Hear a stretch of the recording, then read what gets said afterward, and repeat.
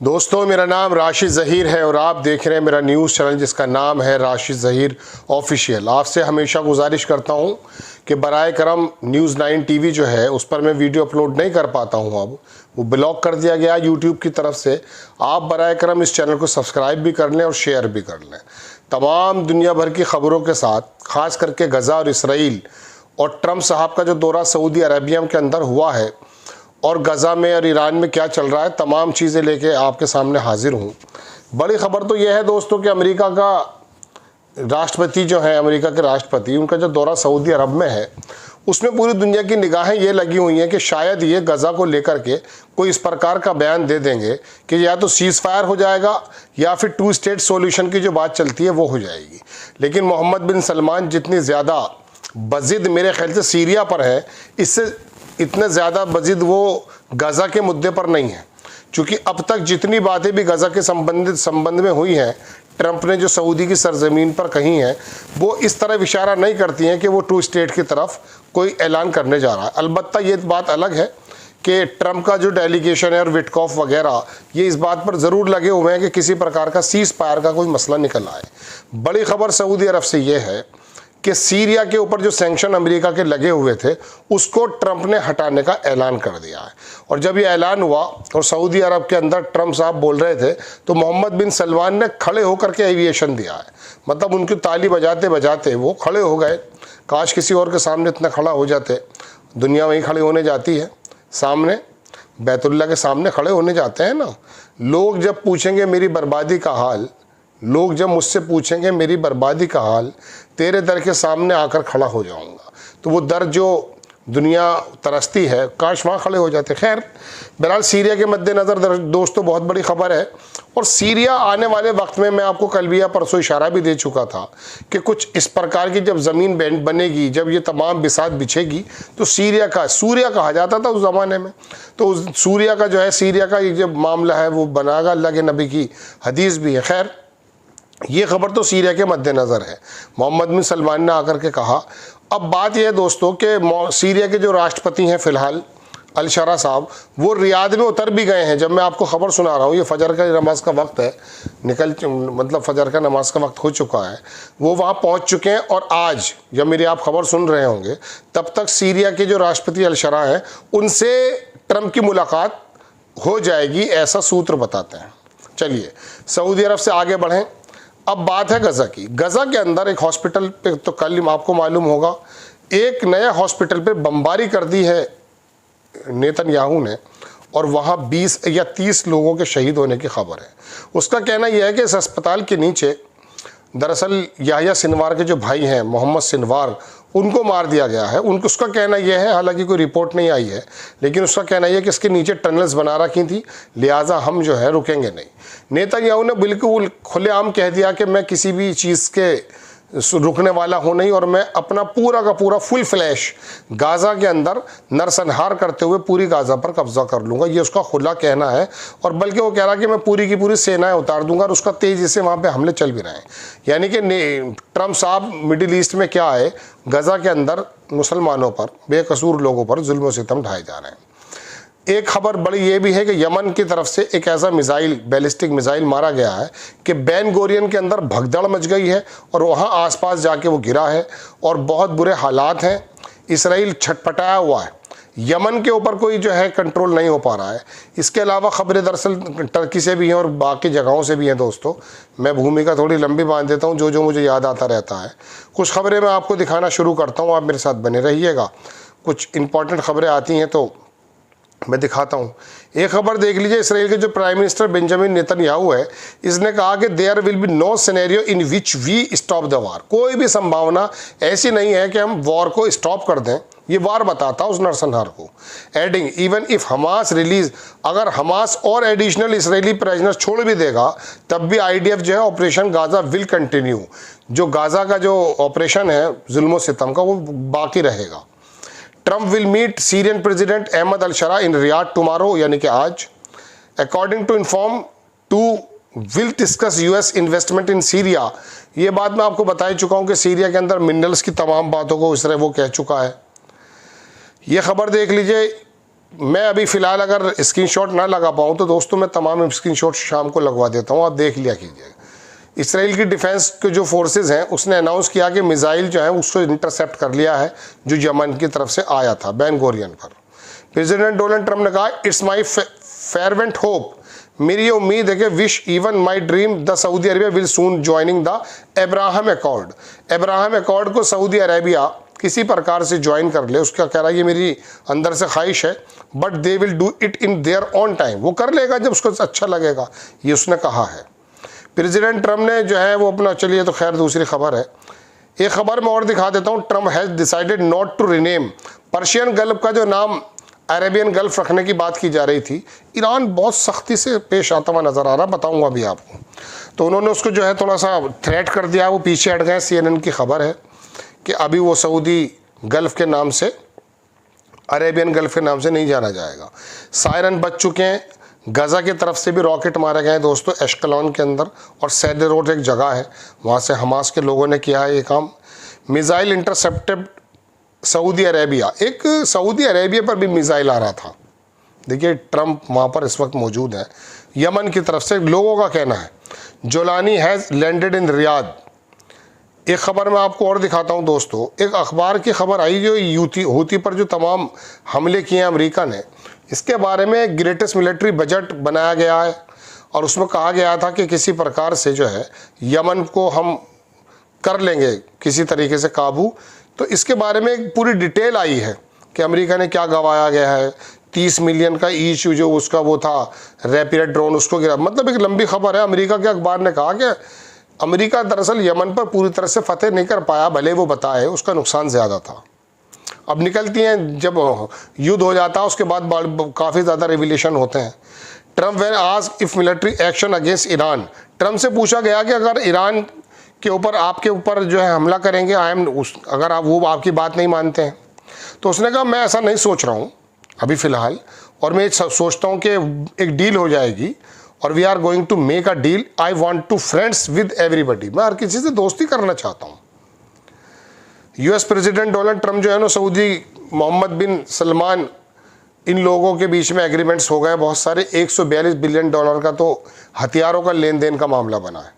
Netanyahu का बयान आया दोस्तों कि he will continue Gaza offensive despite mounting international pressure, दुनिया भर का प्रेशर उसके ऊपर है और वो सिविलियन की कैजुअलिटीज़ भी हो रही हैं, लेकिन वो कह रहा है कि मैं अपने पूरे के पूरे इस जालिमाना रवैये को जारी रखूँगा।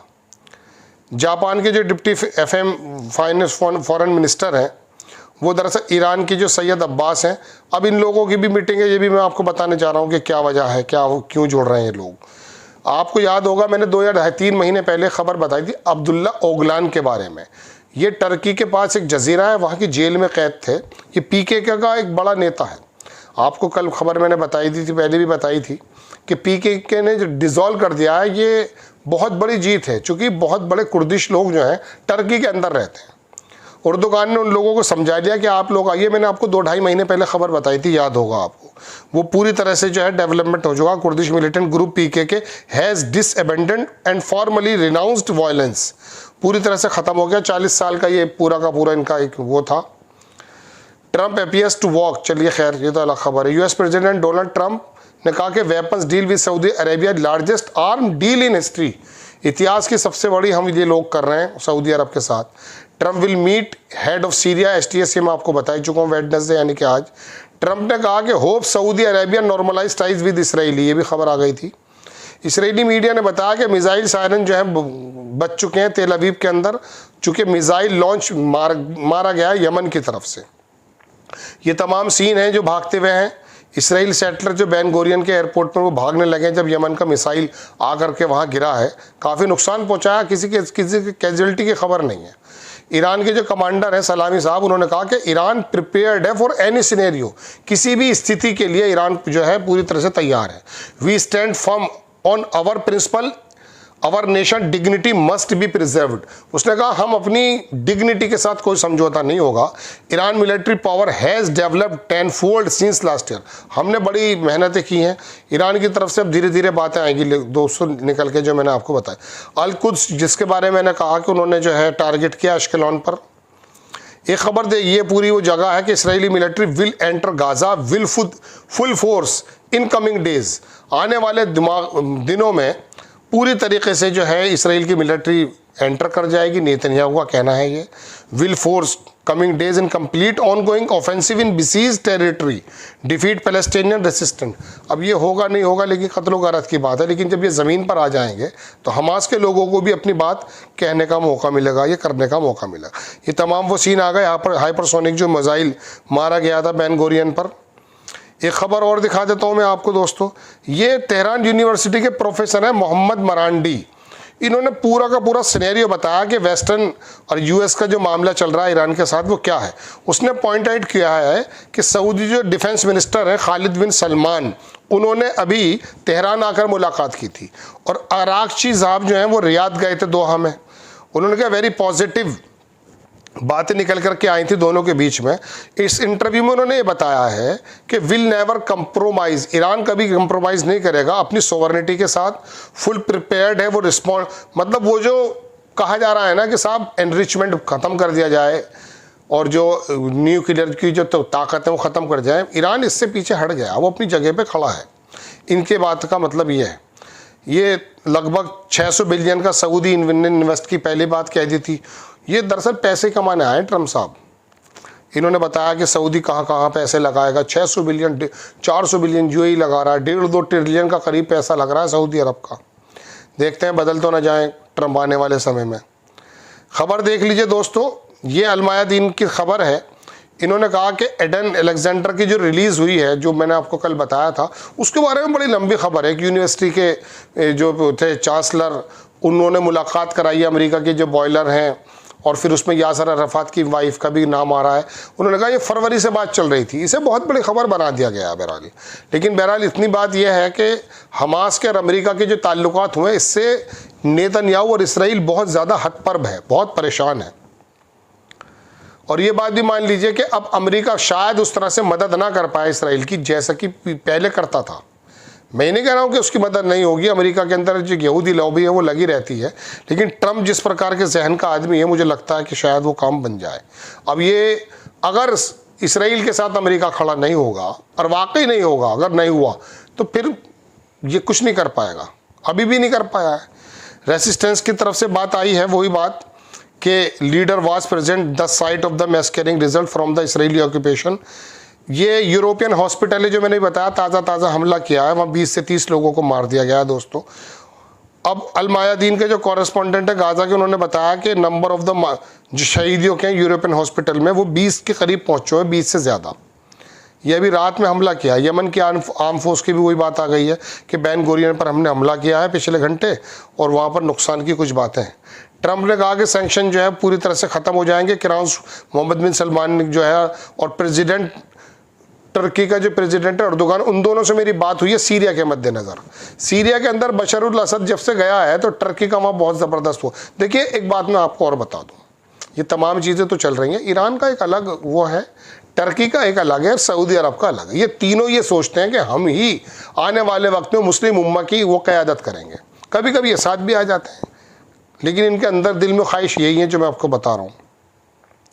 I will be ordering the cessation of the sanction against Syria, ये इसने पूरा ऐलान किया है ट्रम्प साहब ने।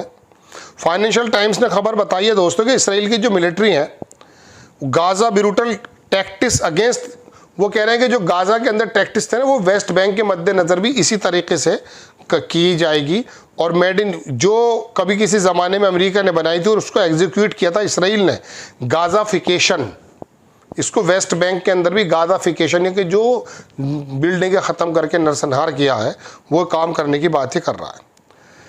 चलिए खैर, ये तो चाइना की खबर आ गई। सऊदी अरेबिया 600 बिलियन डालेगा, ये तो मैं आपको बता ही चुका हूँ। 142 बिलियन उसके दूसरे थे। ये लंबी ये Israel has bombed European hospital, पूरी तमाम आगजनी का सीन है। एनुअल मैक्रोन जो है उनकी तरफ से बयान है, फ्रांस के जो राष्ट्रपति हैं, इन्होंने कहा कि हमने इसराइल को सपोर्ट भी किया और वेपन्स भी दिया, लेकिन बेंजामिन नेतन्याहू जो है जो गाज़ा के अंदर कर रहा है उससे हम एग्री नहीं है। तो फिर हथियार क्यों दे रहे थे भाई? उन्होंने कहा इट इज़ ट्रेजिडी और इट्स हॉरिबल, ये बड़ा ख़तरनाक और बड़ा भयावह है। एमनल मैक्रोन ने कहा कि सिचुएशन गाज़ा के बहुत हालात ख़राब हैं, और उसने कहा इट इज़ नॉट अब ये डिपेंड उस पर नहीं है, ये तो हिस्टोरियन बताएंगे कि वो किस प्रकार का जुल्म सितम कर रहा था। दोस्तों ये ख़बर मैं तमाम बता चुका हूँ आपको। एक दो खबरें अभी देखिए, बहुत सारी खबरें आ जाती हैं। ये कल मैं ख़बर आपको दे ही चुका था, अल-अक्सा मॉस्क के जो इमाम हैं उन्होंने बाकायदा कंडेम किया था। कुछ यहूदी वहाँ पर एक लैम यानी कि वो भेड़ का बच्चा लेकर के उसकी कुर्बानी के लिए घुस गए थे, वहाँ के गार्ड्स ने उनको रोका है। ये खबर मैं आपको कल शाम बता चुका हूँ हालांकि, लेकिन ये खबर मैं फिर भी बता रहा हूँ, आ गई थी सामने। बाकी टोटल खबरें दोस्तों यही हैं। इंशाल्लाह नेक्स्ट टाइम कुछ खबर आती है तो लेकर के हाजिर होता हूँ। अभी अल-शरा से मुलाकात होगी अगर आज में, चूँकि आज ही वो जाएंगे कतर। एक बड़ी खबर और बता देता हूँ आपको, हो सकता है वो इस्तांबुल चले जाएँ। पुतिन के वहाँ जाने की बात है, चूँकि यूक्रेन का जो ज़ेलेंस्की है वो इस्तांबुल में मुलाकात करने की बात है। अगर पुतिन वहाँ पहुँच गए, अभी हामी नहीं भरी है, अगर पुतिन वहाँ पहुँच गए तो ये यूएई को कतर को बाईपास करके ट्रम्प साहब जो हैं शायद इस्तांबुल चले जाएं, टर्की चले जाएं। बड़ा सिनेरियो बदल जाएगा, उसमें भी बहुत ये दुनिया भर की खबरें हैं। अलबत्ता बात यह है दोस्तों, दुनिया भर का मीडिया या बुद्धिजीवी वर्ग वो इस तरह की बातें करता है अखबारों में जो मैंने पढ़ के सुनाई है। असल बात तो कुछ और ही है। असल तो यह है दोस्तों कि मुस्लिम ब्रदरहुड मतलब इसको कुचला करना है और इसको ख़त्म करना है। कभी सऊदी अरेबिया करीब हो जाता, कभी दूर हो जाता, कभी टर्की करीब हो जाता, कभी दूर हो जाता, कभी सीरिया, मतलब पूरा का पूरा लोग जो चला रहे हैं। इसके बारे में अगर आपको और मुझे जानना है ना, तो हमारे बुज़ुर्गों की जो पेशन गोइयाँ हैं उसको बहुत ध्यान से सुना करें आप। इंशाल्लाह हाजिर होता हूँ। ये तमाम से जो फ़िलहाल खबरें थी वो मैंने आपके सामने रख दी हैं। आपसे गुजारिश ये है कि चैनल को ये, चूँकि भूल जाते हैं आप इतनी खबर देखने के बाद, आप राशिद ज़हीर ऑफिशियल को अपने अपने ग्रुप में डाल लें। 2 लाख के करीब पिछले चैनल पर थे, वो लोग कम हो गए, आप उन तक पहुंचा दें चैनल, आपका ये कंट्रीब्यूशन अच्छा होगा। इंशाल्लाह हाजिर होता हूं। जय हिंद।